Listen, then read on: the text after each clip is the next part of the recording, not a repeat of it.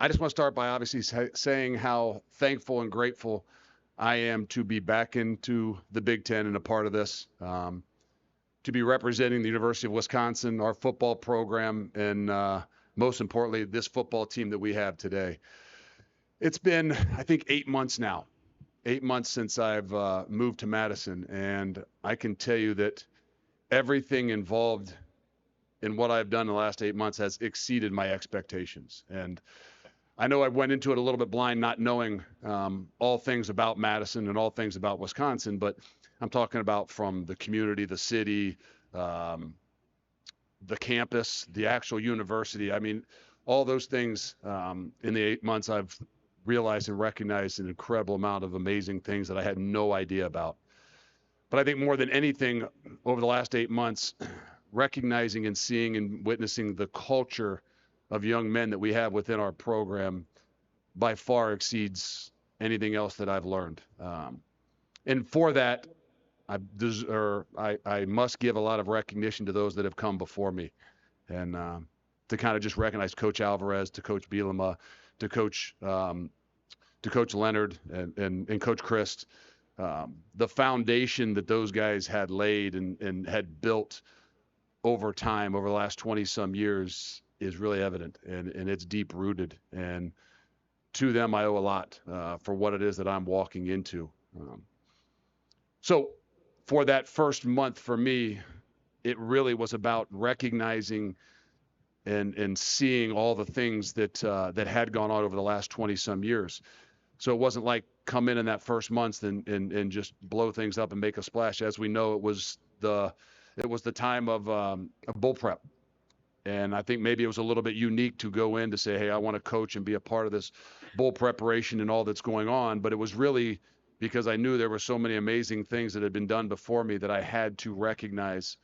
So for that first month, I had to take as much time to figure out, in the way that they've prepared, the way that they've practiced, to the way that they play. I mean, all those things for me in that first month was what it was all about.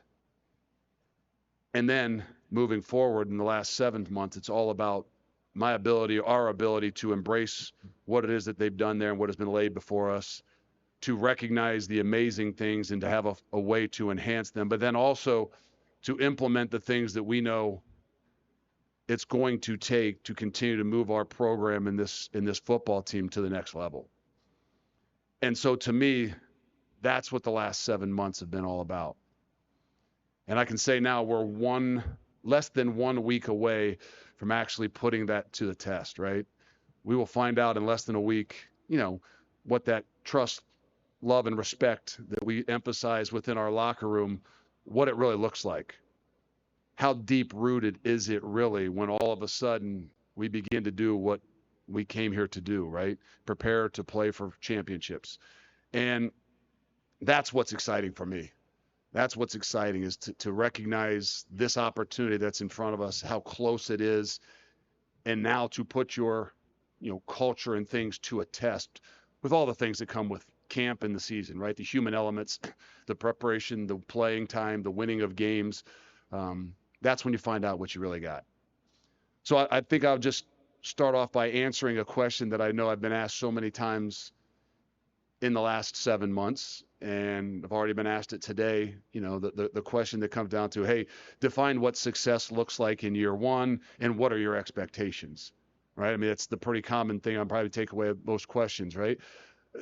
We have one objective, and that's to play for a championship. I don't think that'll ever change, whether it's year one, year 2, 3, 4, or 5. That's what our objective is. And then I'll tell our guys as we start camp here next week that nobody outside of our team, nobody outside of the walls which the guys that are there every single day that have everything invested will define what success looks like for us. And we cannot allow that. We can't allow fans. We can't allow students. We can't allow former players. We can't allow the media to define what success looks like within our program. But I'll tell you what I think success looks like.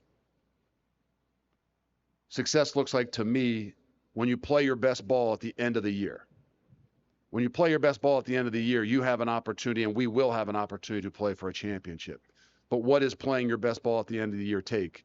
What takes an incredible amount of consistency.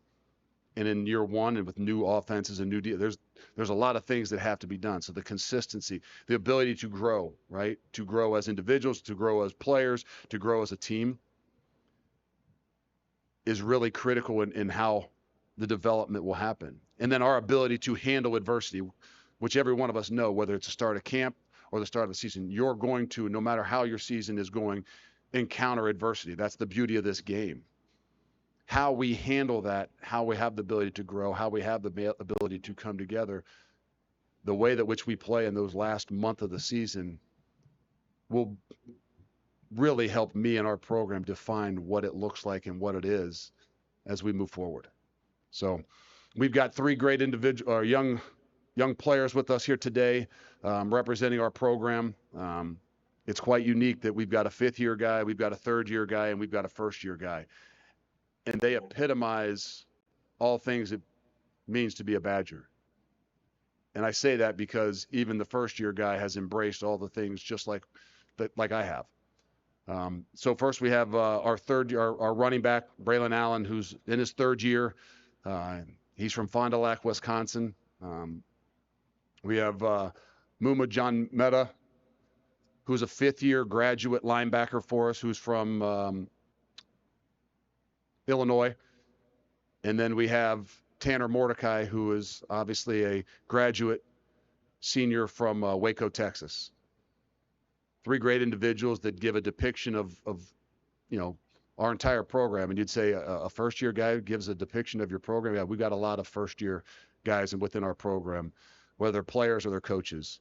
And I think the uniqueness of those guys and how they've come together really kind of gives a great depiction of our entire program.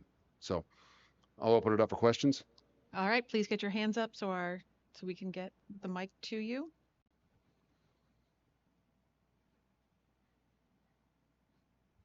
Really? No Badger. Oh, here we go. Up here. Sorry. How did I not know, Tim? Exactly. Hey, Luke, why Wisconsin? You kind of summed it up a little bit there, but why Wisconsin? Because you had other opportunities, at least reportedly, to go elsewhere. And then number two, what is the imprint you have made to this point, and what is Fickell ball all about? Well, we could take the whole time on why Wisconsin. I probably have said it, but it has a lot to do with being back in the Big Ten. It really does. It has a lot to do with the respect that I have always had playing against and preparing for Wisconsin.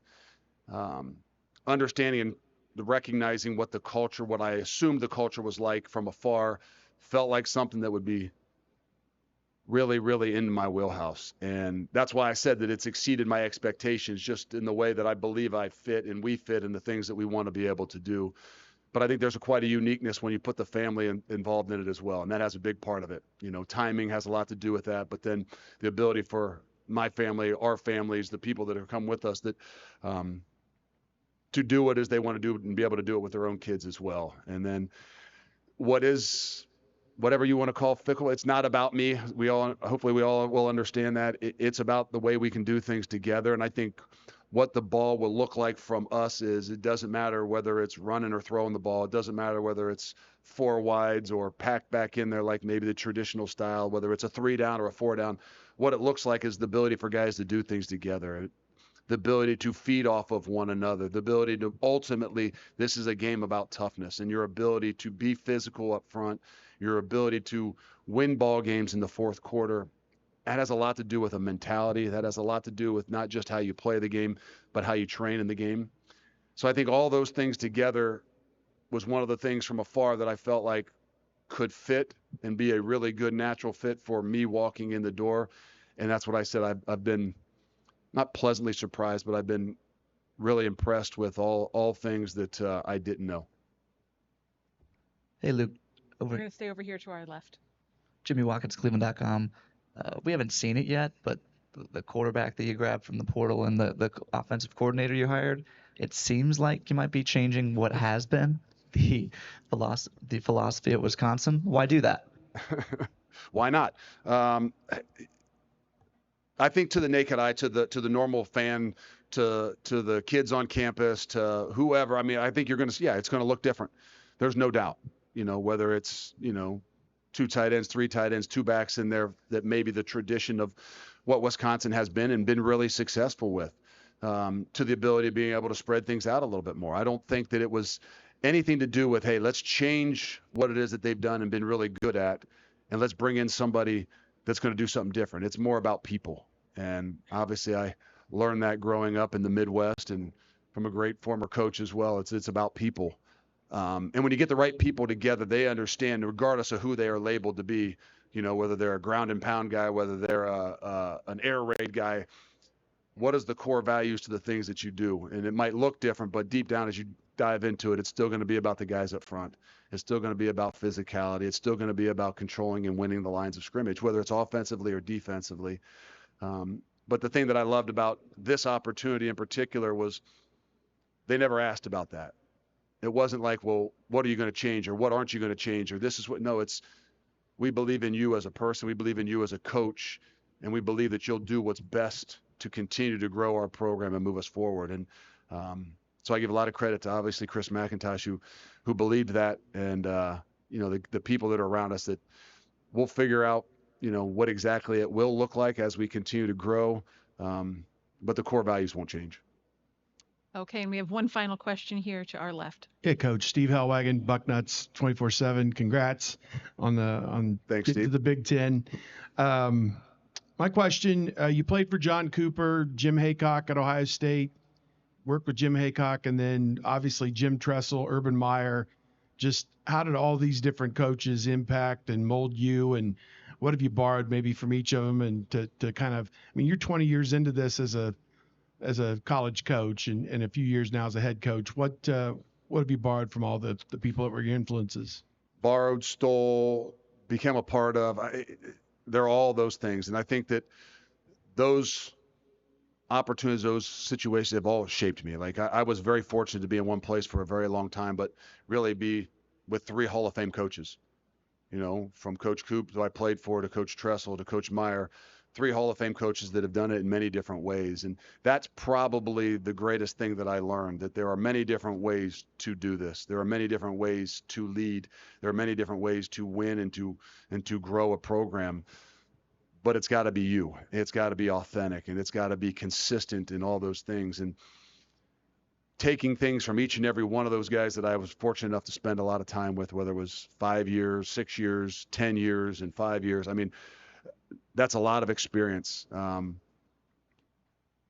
the 8 or 9 months where I had an opportunity to kind of do things on my own really kind of showed me how important the true leadership behind all that we do is. And the failures that I had, especially in those 8 or 9 months, probably as much as those other times with all those guys, have really helped me be who I am. So I think there's a shape and there's a part of all of it, and it doesn't. You could come and you could see and you could recognize things from all of them. But I think more than anything that it's the ability to be consistent. It's ability to believe in what it is you're doing and be authentic in everything that you're doing. All right, thank you, Coach. Good luck in your first season. Appreciate it. Thank you.